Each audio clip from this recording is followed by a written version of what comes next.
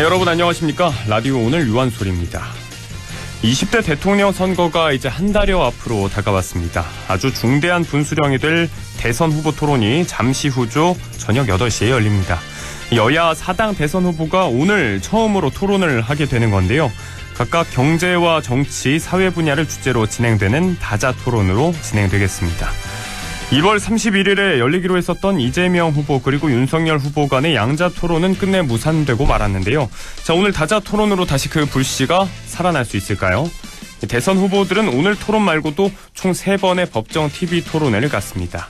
물론 이제 후보자 간의 합의만 된다면 별도의 토론회 얼마든지 열 수가 있겠고요. 자, 그 어떤 대선보다도 네거티브전이 오래 지속되는 바람에 올바른 정책 검증이 제대로 되지 못하고 있는데요.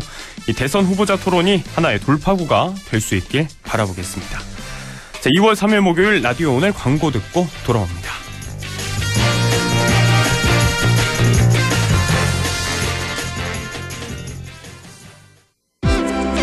더 큰 것을 꿈꾸다.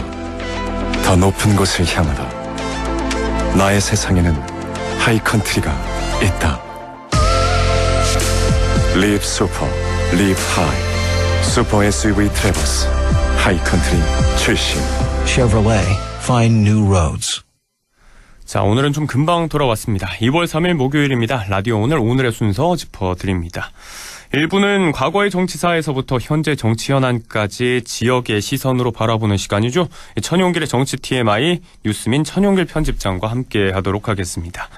자, 이어지는 2부 이슈 오늘에서는 지난달 22일에 정의당 경북 선대본 출범식이 있었습니다. 저희가 관련 보도를 전해드리기도 했는데요. 네, 잠시 후 정의당 경북도당 엄정혜 위원장 연결해서 이야기 나눠보도록 하겠습니다. 자, 이어서 목요 코너죠. 이인철의 시사경제도 오늘 함께합니다. 참 좋은 경제연구소 이인철 소장도 잠시 후에 연결을 해보도록 하겠습니다. 라디오 오늘 생방송 놓치신 분들께서는 유튜브 안동 MBC 플러스 통해서 다시 들으실 수가 있습니다. 많은 애청 부탁드립니다.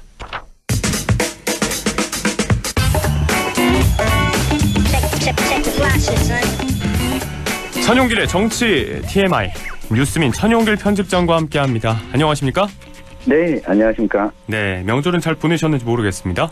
네, 명절 때 고향에 찾아뵙지 못해서 좀 아쉬운 마음이 남았습니다. 그러니까요. 다들 그런 아쉬움이 좀 컸을 것 같은데, 자, 오늘 좀 지역에 관련된 이야기 하면서 그 아쉬움을 조금 풀어보도록 하겠습니다. 자, 대선 후보들의 공약을 저희가 3주째 살펴보고 있습니다. 오늘은 이제 본격적으로 경북 지역 공약에 대해서 한번 파고 들어볼 텐데요. 자, 먼저 국민의힘 윤석열 후보가 지난해 연말에 먼저 경북 지역 관련 공약을 발표했었고요. 설 맞아서 민주당의 이재명 후보가 또 설 당일에 안동 임천과학을 찾아서 직접 공약 발표를 했습니다. 자, 어떤 이야기부터 한번 살펴볼까요? 네, 이재명 민주당 후보가 안동을 직접 찾아서 이 공약을 발표했던 것만큼 이후에 좀 안동 지역에서는 뜨거운 이슈가 되고 있는 육군사관학교 이전 공약부터 한번 살펴보겠습니다. 네. 가장 뜨거운 이야기로 시작을 또 해보신다고. 자, 예, 네. 36사단의 부지를 또 언급하면서 구체적인 부지까지 이야기하면서 구체화를 좀 했는데, 자, 어떤 점을 먼저 이야기를 좀 해주실까요? 네, 이재명 후보가 이렇게 밝혔습니다. 서울에 있는 공군사관학교는 충북 청주로, 또 수도권에 있던 국방대학교가 충남 논산으로 이전한 바 있다라고 네. 하면서 육군사관학교 역시 서울에 있어야 할 이유는 없다고 밝혔습니다. 예. 일단은 이 서울 지역에 이 부동산이 공급에 대한 요구들이 계속해서 있으면서 육군사관학교 부지를 공공부지로 개발하고 육군사관학교를 이전하자는 요구가 여당 내에서 계속해서 나오고 있었습니다. 네. 때문에 육군사관학교 이전이 가능하지 않겠냐라고 좀 기대를 모았고 안동 지역에서도 이러한 목소리를 담아서 그동안 몇 년 전부터 요구들을 해왔는데요. 네. 이재명 후보가 안동에 앞서 언급하셨던 것처럼 이 구 36사단 부지가 있기 때문에 이 부지에 육군사관학교를 이전한다면 또 네네. 안동의 지역 경제 활성화에도 도움이 될 것이다라고 밝혔습니다. 게다가 뭐 또 한 가지 이 정치적 역사적 의미들을 또 가지는 게 있는데요. 우리가 육군사관학교라고 하면 국군, 특히 육군에서도 중요한 위치를 차지하고 있지 않습니까? 예. 일제강점기 때 독립군으로 활동을 많이 했던 또 안동 지역의 역사와 고려한다면 육군사관학교 이전도 안동이 가능하지 않겠냐 이런 기대를 크게 좀 모으고 있습니다. 네. 다만 육군사관학교 이전을 추진하던 이 충남에서 양승조 지사가 같은 민주당 소속이죠. 이재명 후보가 이 충남이 육사 이전을 추진하고 있는 걸 고려하지 않고 이 공약을 발표한 것과 관련해서 네네. 좀 반발하는 입장을 내기도 했습니다. 자, 일단 말씀하신 대로 이전부터 충청에서도 그렇고 각 지역에서 유치 이전하려는 움직임이 있었는데 가장 대표적인 게 이제 충남이었고, 자, 육사를 경북으로 옮겨온다면 뭐 우리 지역으로서는 좋은 일이 될 수 있겠지만 일단 그런 이해관계를 떠나서 자, 우리가 익숙하게 그동안 봐왔던 그림은 대선 승리라는 어떤 당 차원의 대승적인 관점에서 좀 지역이 지워지는 구도가 많았었는데, 자, 이런 네. 충남에서의 반발이 좀 신선하게 다가오기도 해요. 네, 이러한 부분은 한편으로는 신선하면서 한편은 좀 아쉬움이 남는 부분인데요. 네. 일례로 이전이었죠. 이 2000년대 초반, 90년대 후반에 이 김대중 대통령이 이 동진 정책을 펼치면서 이 경북 지역에 뭔가 공공기관을 이전하거나, 그리고 노무현 정부 때 또 혁신도시 이전을 하면서 네. 이 공공기관 이전 논의를 할 때는 이 당 차원에서 자치단체장과 논의가 함께 좀 있고 난 다음에 추진이 되다 보니까 이 반발하는 입장은 없었는데, 네. 오늘 양승조 지사가 좀 반발하는 입장을 발표했고, 이어서 안동 예천을 지역구로 하고 있는 김영동 국민의힘 국회의원이 또 성명을 발표했습니다. 네. 육사 이전 문제에 있어서 경기도와 충남이 전혀 고려 대상이 아님을 먼저 확실히 이야기해달라. 예, 안동을 그리고 대한민국 국민을 능멸하지 말길 바란다. 좀 예. 강하게 이 비판을 했는데요. 네. 이 당내에서 이재명 후보가 조금은 조율을 했더라면 하는 아쉬움도 조금은 남습니다. 네, 이 당 차원에서 먼저 합의가 있었다면 하는 아쉬움, 이런 이 절차적인 뭐 문제가 결국은 이 표심을 위해서 무리수를 두는 거다. 상대인 국민의힘 입장에서는 또 그런 목소리 많이 내고 있지 않습니까? 맞습니다. 네, 김영동 의원이 성명을 발표하기도 했고요. 실현 네. 가능성이 좀 없다고 보고 있더라고요. 희망 고문이라는 표현을 쓰고 있고. 네, 이 부분은 제가 좀 확인을 해봤는데요. 예. 일단 이 국가균형발전위원회에서 이 공공기관 이전, 육군사관학교까지 포함해서 여러 가지 의견과 자문들을 하고 있습니다. 네. 그런데 육군사관학교의 경우에는 이게 국방부 소관이기도 하면서 동시에 이 4년제 대학이다 보니까 국방부와 교육부가 함께 좀 논의를 해서 추진을 해야 하는 일이다 보니 이게 지역 차원에서 먼저 결정하는 것보다 네. 국가안보 차원에서 논의가 이루어진 다음에 육군사관학교 공식적인 이전 논의가 이루어지는 것이 절차상 실현 가능성이 높다라고 하는 의견을 내기도 했는데, 네. 아무쪼록 이 대통령 선거가 끝나고 난 이후더라도 이 논의는 지속적으로 좀 천천히 진행하는 것이 우리 지역 입장에서는 네. 긍정적이지 않을까 싶습니다. 당장 어느 지역에 또 이렇게 이전하고 유치하는 것보다는 안보적으로도 굉장히 중요한 의미를 가지고 있는 시설이기 때문에 충분한 네. 수기가 있어야 한다. 네, 선거 이후에도 좀 충분하게 논의를 좀 해야 될 것 같다는 생각이 듭니다. 네. 자, 몇 해째 계속 이어지고 있는 지역의 정말 큰 과제인데 아직도 해결이 되지 못하고 있고요. 이 통합신공항 건설에 관해서도 양대 후보가 모두 이야기를 내놨죠. 네, 일단은 이 대구경북 통합신공항에 대해서는 긍정적으로 적극적으로 추진하겠다라고 하는 입장은 밝혔습니다. 네. 여기서 우리 지역민들 입장에서 좀 따져봐야 할 부분은 대구경북 통합신공항에 대해서 국비 지원을 어느 정도 하겠다라는 입장은 이 양 정당의 후보가 모두 밝혔습니다. 네. 다만 지금 가덕도 신공항과 대구경북 통합신공항을 이 동시에 추진한다고 했을 때 여기에 한꺼번에 국비 지원이 가능하겠냐라고 하는 현실적인 부분을 고려하면 이 가덕도 공항에 대한 입장까지 좀 함께 살펴볼 필요가 있습니다. 네네. 일단은 이재명 더불어민주당 후보는 이 통합신공항은 대구 경북의 중심, 가덕공항은 인천공항을 보완하는 역할을 하도록 하겠다. 네. 이 두 가지 역할을 좀 구분했거든요. 예. 그렇다면 이 대구경북 통합신공항이 인천공항의 물류를 상당수 가지고 오는 물류 중심 공항보다는 이 대구경북 지역에 좀 국한된 이 역할을 강조한 측면이 있고요. 네네네. 윤석열 국민의힘 후보는 항공 수요를 감당하기 위해 두 공항이 모두 필요하다.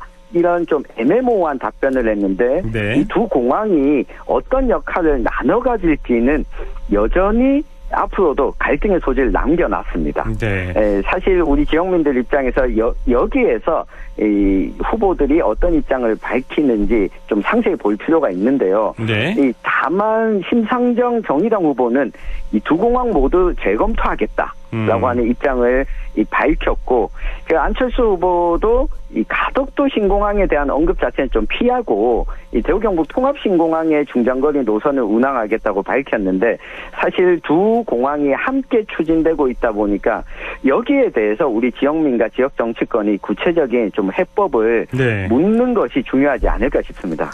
자, 일단 양대 후보와 다른 후보들 간의 입장이 좀 갈리는 모양새고요. 양대 후보는 일단 뭐 큰 차이는 없어 보입니다. 기조상으로 일단 추진에 적극적인 모습을 보여주고 있는데, 자, 말씀대로 이제 두 공항 간의 역할적인 부분에서 어떤 차별성을 보이는지, 또 각각을 추진함에 있어서 어떤 자세로 나오는 것들을 또 지역민들 입장에서 잘 면밀히 따져봐야 지역의 실제적인 도움이 어느 쪽이 될 수 있을지 따져볼 수 있겠다, 이 정도로 정리해볼 수가 있을 것 네. 같습니다.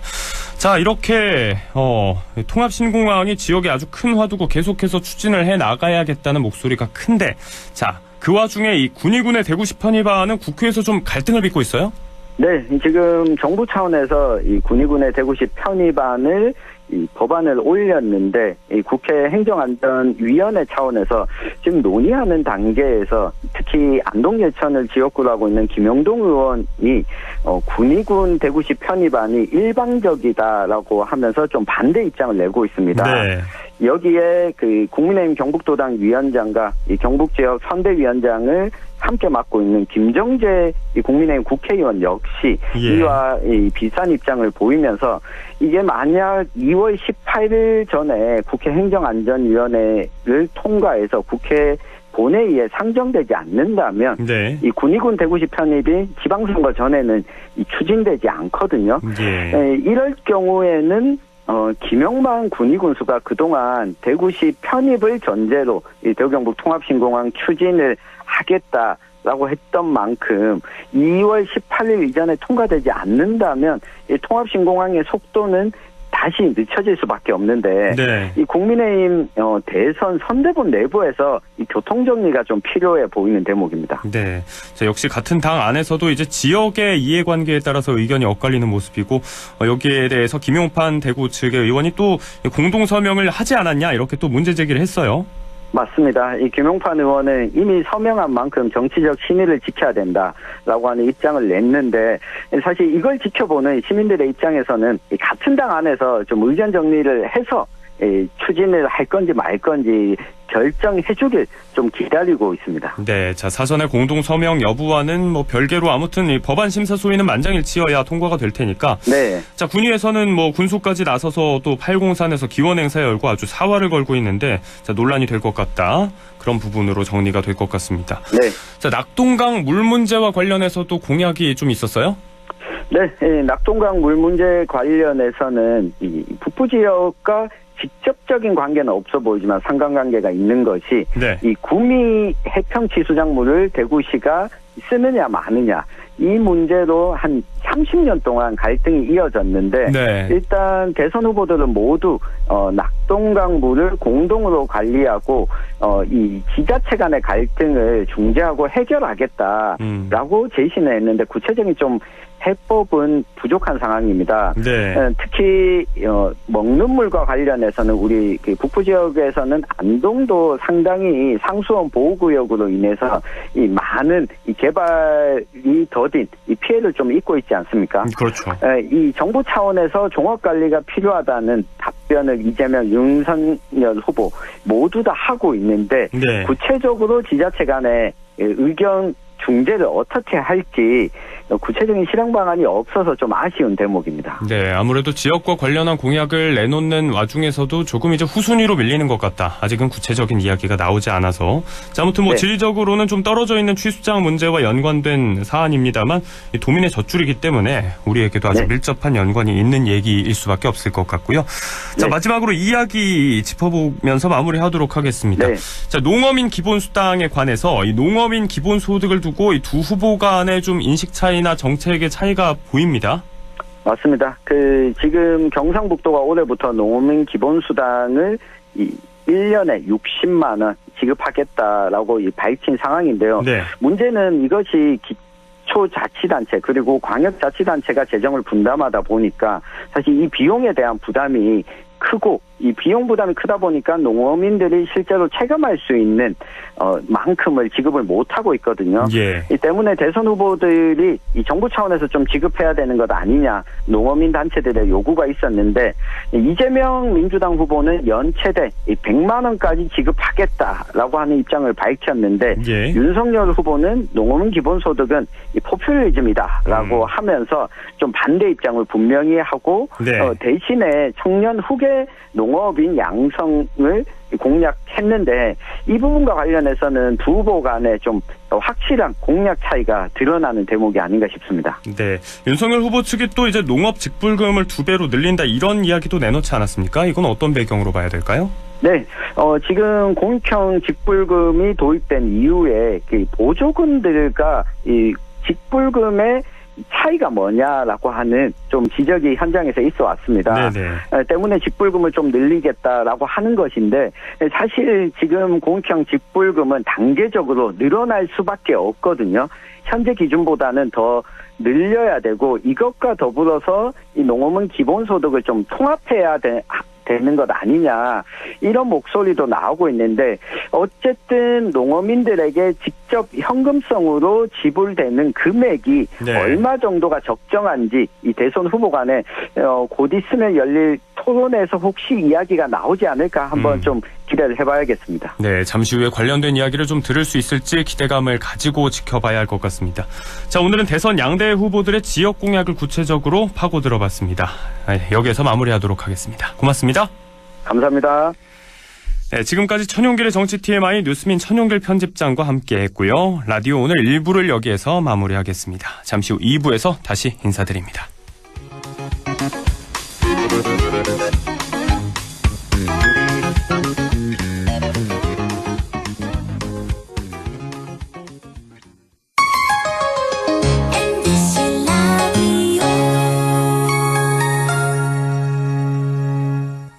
가구 살 땐 꼭 한번 가보자.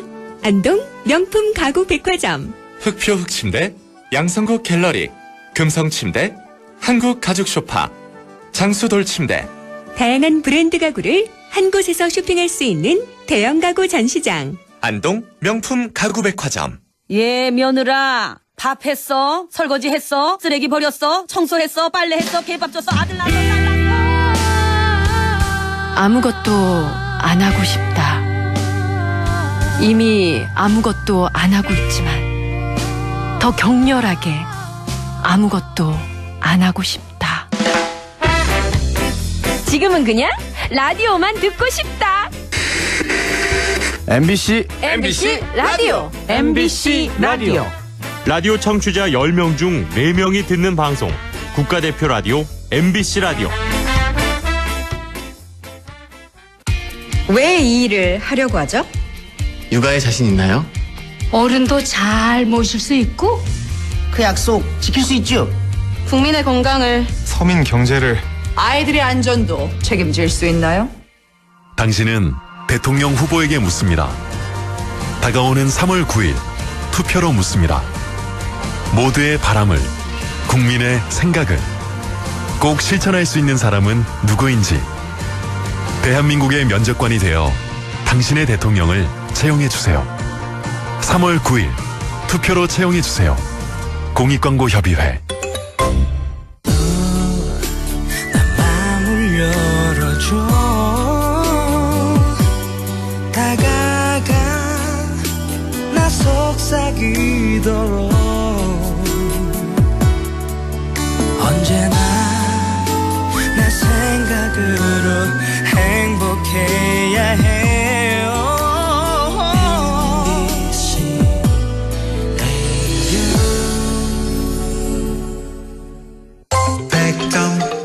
MBC 라디오.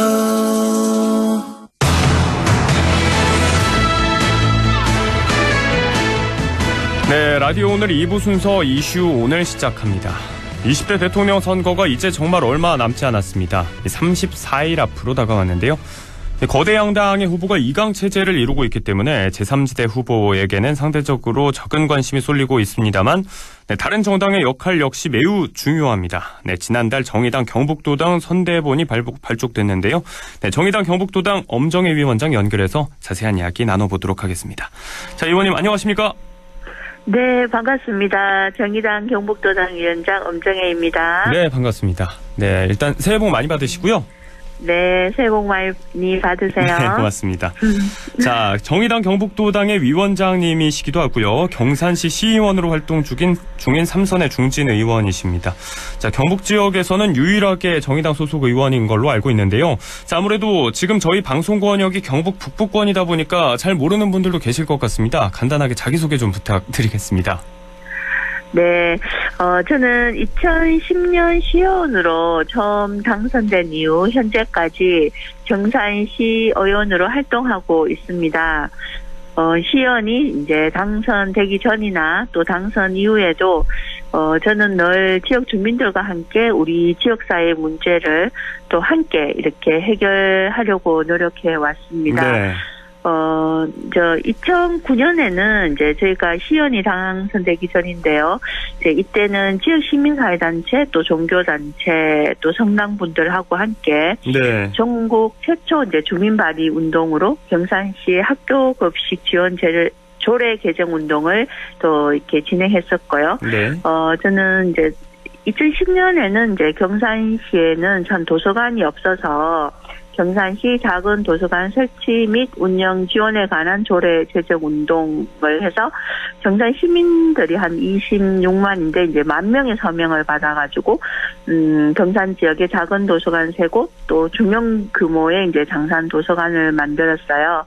그래서 이제 시민들이 책을 보고 또 다양한 세상을 이렇게 마주하니까 또 되게 좋아하셨어요. 네. 그 다음에 이제 2017년에는 저희가 이제 경산 지역에서 동지역의 이제 차별급식을 이제 해소하고자 또 지역 주민들과 또 이렇게 지역 시민사회 단체하고 함께 네. 초등학교 의무급식 운동과 또 중학교 의무급식 운동을 이제 시작해서 이제 전면 이제 무상급식을 시행하게 했고요. 네. 지금이 이제 2020년가 코로나 시국이었잖아요. 이제 이때 코로나 환자가 아닌데 일반 환자였는데 그 제때 치료를 받지 못해서 이제 정유엽 학생이 이렇게 사망을 했는데 또 유가족 분들이 이제 이렇게 민원을 말씀하셔서 또 민원을 듣고 나니까 이건 정말 국가 의료 체계의 문제점이구나를 네. 알게 됐고 이제 정유엽 사망 대책위를 이제 구성하고 지금도 활동하고 있습니다. 근데 이제 제가 정의당 시의원 한 명이지만 네. 우리 지역사회의 이제 주민들의 목소리에 좀 귀 기울이고 또 삶의 문제를 또 지역 주민들과 함께 하려는 의정 활동을 했는데요. 네네. 작은 시민들의 개개인의 민원이나 삶의 문제가 또 깊숙하게 자세하게 들여다보면 이게 꼭 사회 문제와 연결이 되어 있더라고요. 네. 그래서 참 정치가 필요하다 이래 생각을 하고 있습니다. 네, 알겠습니다. 학교 급식과 같은 교육 현장 문제라든지 또 방역 의료 체계의 맹점 같은 이 주민 삶에 밀접한 부분들에 대해서 그간 쏟으셨던 노력 또 성과를 말씀해 주셨습니다. 자, 이런 부분들이 또 정의당이 중시하는 또 이루고자 하는 그런 비전과도 연결이 돼 있을 텐데, 자, 지난달 22일에 경북 선대본 출범식이 있었습니다. 위원장님께서 이제 경북 선대본부 상임 본부장을 맡으셨는데요. 소감과 각오가 좀 남다르실 것 같아요. 어떠세요?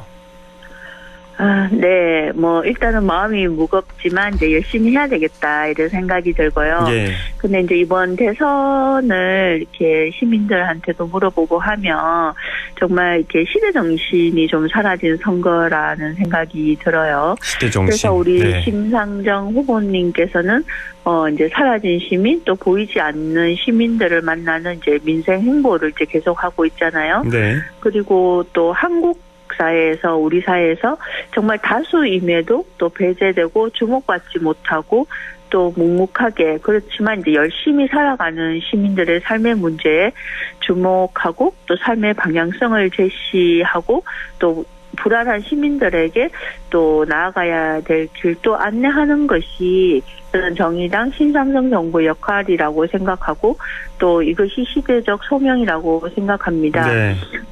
사라진 시민을 주인공으로 만드는 것, 이게 정의당이 존재할 이유이고 또 우리 선대위원들이 이러한 소명의식을 갖고 열심히 하자고 했습니다. 예.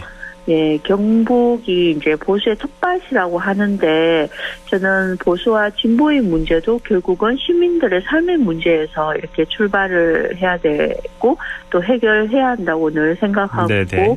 왔습니다. 그래서 우리 정의당은 경북 지역에서 지금은 3%이지만 예. 정의당 지지율을 10% 달성하자 이렇게 마음을 모았습니다. 네. 자, 두 자릿수 지지율. 이 선거제도 안에서도 물론 중요하겠지만 이 경북 지역에서 그런 상징적인 숫자를 만들어내는 게 이런 사라진 시민을 되찾는데 남다른 의미가 있겠다라는 생각이 듭니다.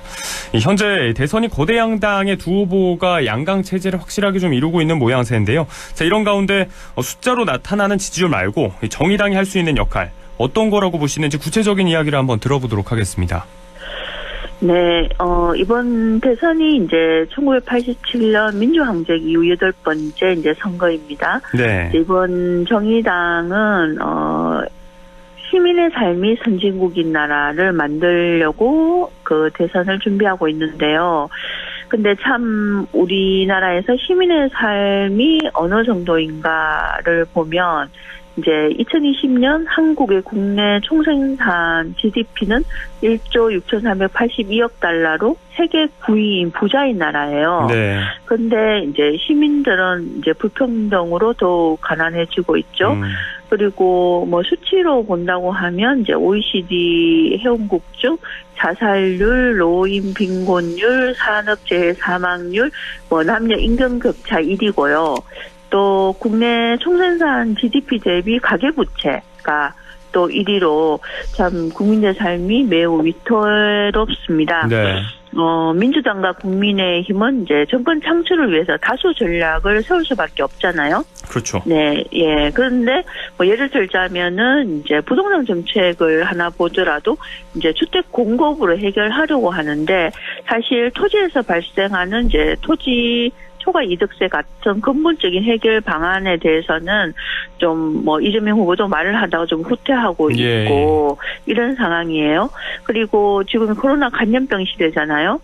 그리고 국민들은 코로나가 무서운 게 아니라 정말 불확실한 미래가 더 불안하다 이런 말씀을 하고 있고 또 실제로 이제 민원에 많은 분들이 말씀을 하시는데 시민들이 자영업자 하시는 분들이 정말 힘들다 이런 말씀을 많이 하시는데 네, OECD 국가가 국내 총생산 대비 16% 재정을 지출했어요. 국가 재정을.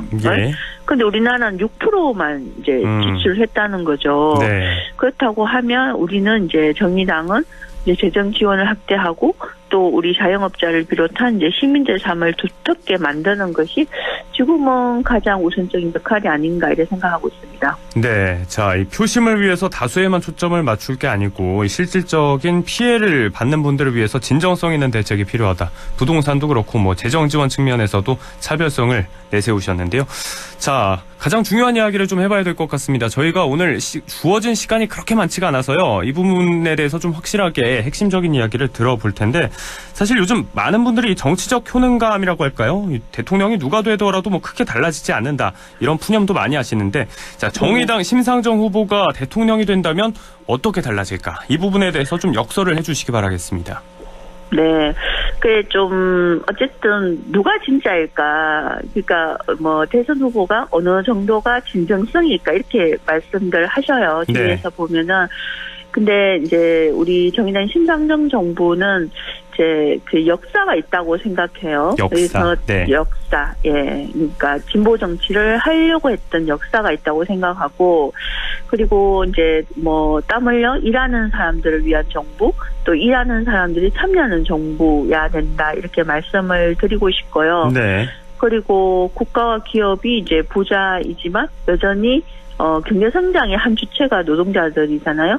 이분들의 이제 노동권은 아직 5인 미만 사업장은 근로기준법이 적용되지 못하고 있고요. 네. 또 경북 전체로 보면은 경북도청도 그렇고 공공부문에서 비정규직 노동자의 정규직 전환조차도 방치되고 있어요.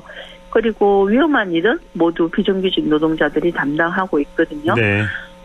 이렇게 본다고 하면 우리 사회에서 가장 힘든 분들이 누구일까 하면서 이제 이렇게 비정규직 노동자라고 말씀을 드리고 싶고요. 네. 그리고 그러면 일하는 시민 모두가 노동권을 갖는 정부여야 된다. 그리고 심상정 정부는 노동정부여야 된다. 이런 말씀을 드리고 싶어요. 그리고 주 4일 근무제 관련해서 이렇게 좀 지금 5일제를 요구하시는 분들도 있고, 네. 뭐, 이런 말씀을 하시는데, 근데 이제 주 4일 근무제는 지금이 저성장 시대인 거잖아요. 그렇죠. 그러면 이제 네. 일자리를 나눌 수밖에 없는 거고, 그리고 우리가, 오랫동안 장시간 노동으로도 1인 국가인 거예요. 네. 근데, 우리 시민들의 삶에 가장 중요한 게 무엇인가를 보면은 삶의 질을 높여야 된다는 거인 거죠. 네. 그리고 또 가장 걱정되는 게 이제 한국 사회가 이제 대전환기를 이루고 있는데, 지금 정부 주도로 산업 전환 재편이 진행되고 있어요.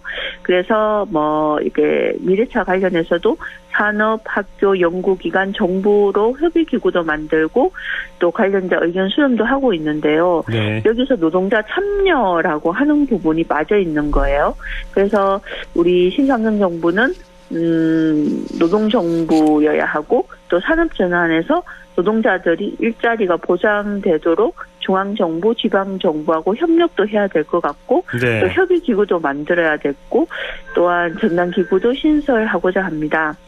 그리고 신상정 후보가 이제 대통령이 왜 돼야 될까? 저는 그분의 삶을 봐야 된다고 생각을 하고요. 그래서 네. 시민들의 삶을 지켜줄 전 유일한 후보이고 또한 신뢰할 수 있는 정치인이라고 생각을 합니다. 네. 자, 여러 가지 언급을 또 해주셨는데 정리를 해보자면 이 국민 대다수인 노동자들을 위한 담론, 이 노동권의 신장 이런 것들을 약속하고 지켜나갈 후보이다. 자, 그러기 위해서 진정성 있는 모습을 보여온 역사가 있다. 이렇게 정리해볼 수가 있을 것 같습니다. 자, 오늘 위원장님께 이것저것 좀 많이 질문을 드려야 하는데 시간이 워낙에 한정돼 있다 보니까 저희가 정리를 슬슬 해봐야 될 것 같거든요. 자, 마지막으로 덧붙이고 싶은 말씀을 좀 부탁드리겠습니다.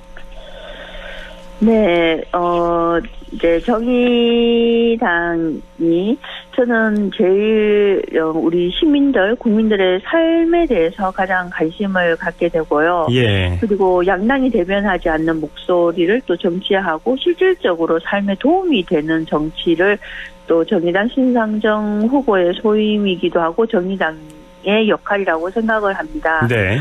그리고 주식에 비유하자면 이제 우리 정의당 신상정 후보는 저평가 우량주라고 말씀드리고 네, 싶고요. 네. 그리고 신상정 후보 또 개인이 살아온 삶이나 또 정의당이 지향하는 평등의 정치는 결국은 우리 국민과 시민에 대한 사랑에서부터 저는 출발했다고 생각하고요. 그리고 우리 경북도민 여러분들이 정의당 신상정 후보에 더 많은 관심과 또 지지도 부탁드리고 사랑해 주시기를 말씀드리고 싶습니다. 네, 마지막에 다들 이 저평가 우량주라는 표현이 좀 뇌리에 박혔을 것 같은데, 자, 후보로서도 그렇고 당 차원에서도 이른바 이 떡상을 위해서 많이 애쓰고 계실 텐데 모쪼록 건강관리 잘하시라는 말씀드리면서 오늘 마무리하도록 하겠습니다. 고맙습니다. 네, 감사합니다. 네, 지금까지 정의당 경북도당 엄정혜 위원장을 연결해서 이야기 나눠봤습니다.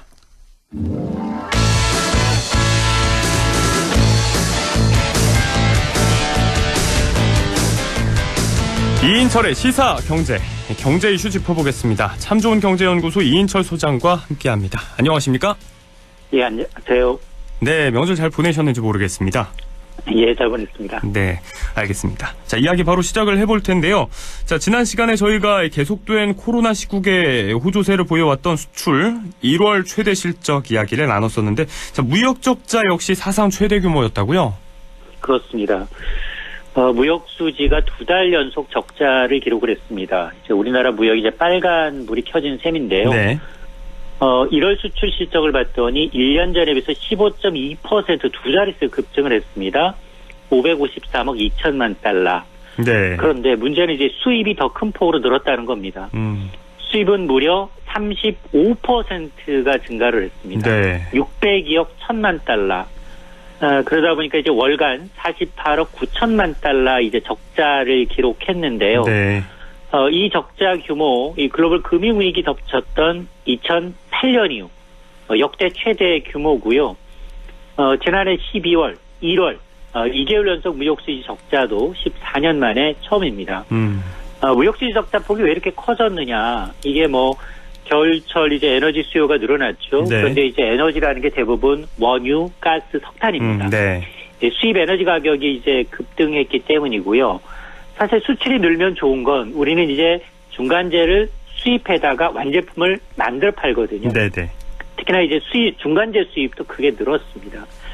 자, 이러다 보니까 이 사실은 지난해 이제 우리 경제 뭐 4% 성장의 주역은 뭐니 해도 수출이었고 네. 올해도 굉장히 기대감이 큰데 그런데 이제 연초부터 이렇게 무역 적자가 깊어지면서 특히나 이제 수출입 무역의 질이 악화되고 있어서 네. 과연 이제 올해 수출 목표 달성이 가능하겠느냐 뭐 이런 부분에 대한 의구심도 제기가 되고 있습니다. 자, 이 역대급의 수출 실적이 있었지만 적자 역시 역대 최다 규모였고 결국은 이제 무역 수지상으로 적자를 기록하게 됐는데 그래서 빛이 좀 발했는데 자, 아무래도 이 물가에도 큰 영향을 끼치고 있는 원유를 비롯해서 에너지 가격이 상승한 요인이 절대적일 것 같습니다. 자, 말씀을 해주신 대로 이제 양적인 측면 아니라 질적으로도 이제 문제가 되고 있는데 연초부터 이렇게 원자재 가격도 오르고 있고 또 미국과 중국의 경제 문제 이런 대외적인 리스크도 좀 있잖아요.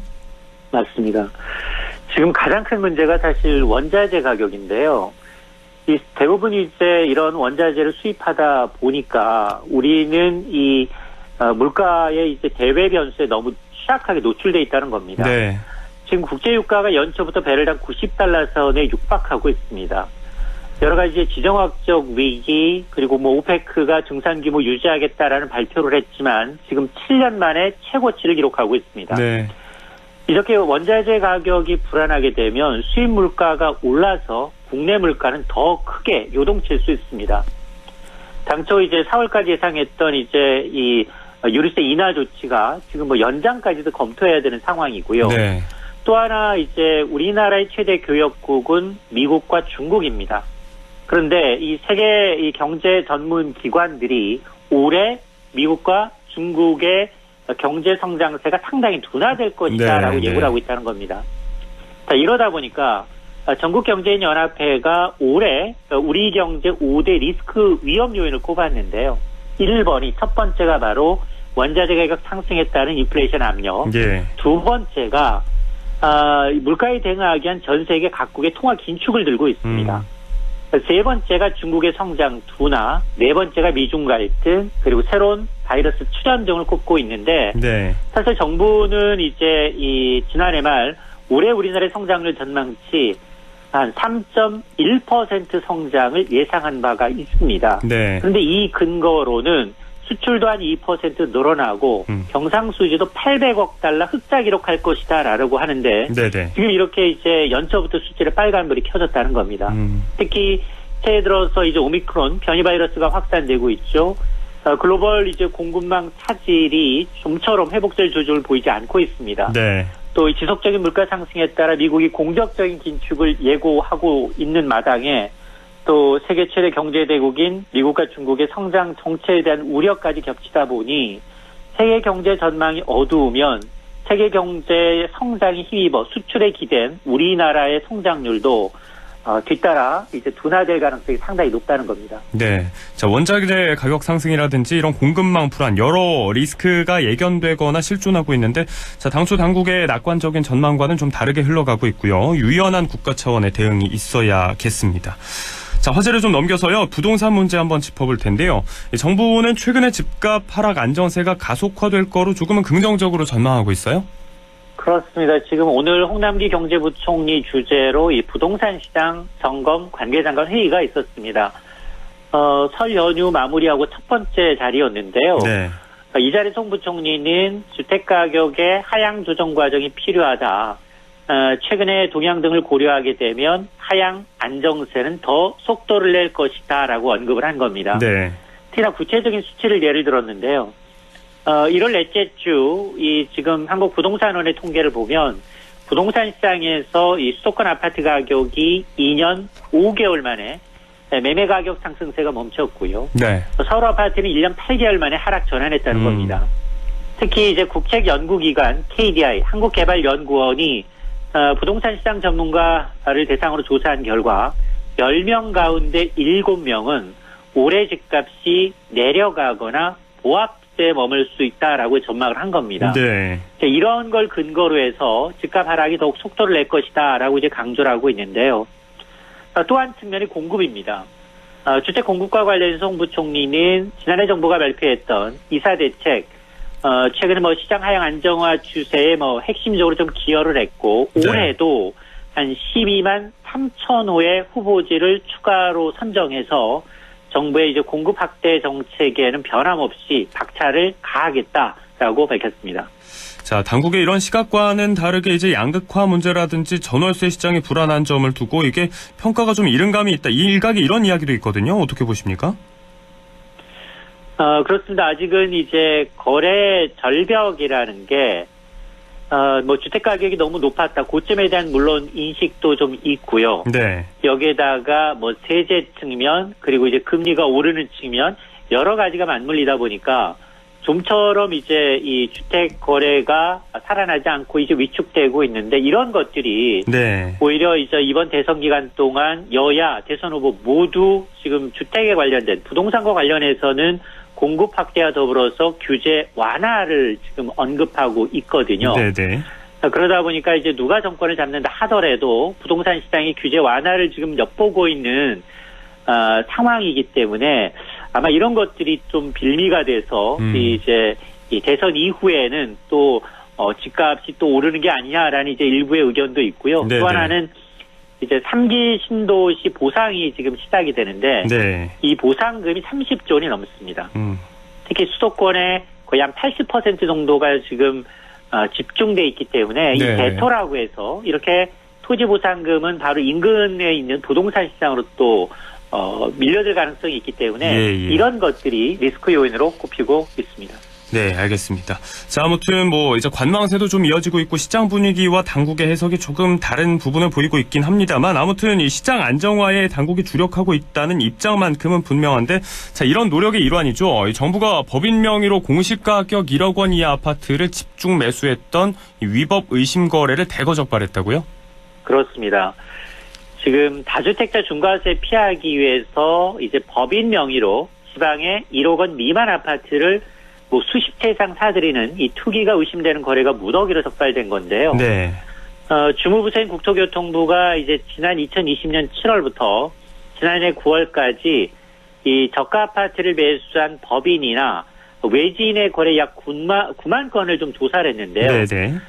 조사 결과 총 570건의 위법 의심 사례를 적발해 관기관에 통보한 겁니다. 이 사례를 좀 보니까 네. 미성년자가 갭투기로 아파트 12채를 매수했습니다. 네. 필요한 자기 자본은 어떻게 했느냐. 전부 아버지에게서 조달받은 그러니까 이제 편법 증여가 의심되는 사례가 적발이 됐고요. 네. 또 본인과 가족이 사들인 아파트 32채인데 대금 전혀 대금 거래 없이 본인 명의 법인으로 넘긴 뒤에 매도합니다. 네. 그래서 이 다주택자에 대한 양도세 중과를 법인 명의로 회피하는 것으로 추정되는 사례도 있었습니다. 이런 혐의가 이제 사실로 드러나게 되면 네. 5년 이하의 징역이나 2억 원 이하의 벌금에 처해질 수 있거든요. 네.